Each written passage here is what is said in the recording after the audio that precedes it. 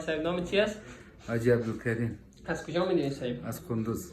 خب این روز اول است. بله، به خاطر تداوی آمدی؟ به خاطر تداوی آمدیم. خب چه احساس داری؟ چطور شدی؟ چی مشکل داشتی باید کو؟ چی بله، احساس؟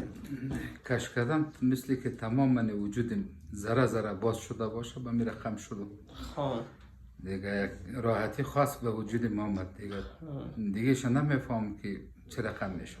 اما احساس گفتی پیشتر که گفتی نه؟ آه. یک جلسه ما خوب هم رقم شدی؟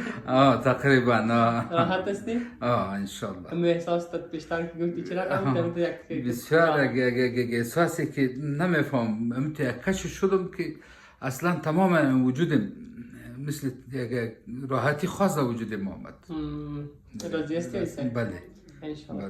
دعا میکنیم برام. از هر دفعه چطور دعا نمیکنیم؟ من درد 15 سالم است. خب 15 سال مشکل 15 سال دکتر مشکل. دوای گپ رفت بسیار تا پاکستان و افغانستان و ازبکستان و تمام جا را گشت.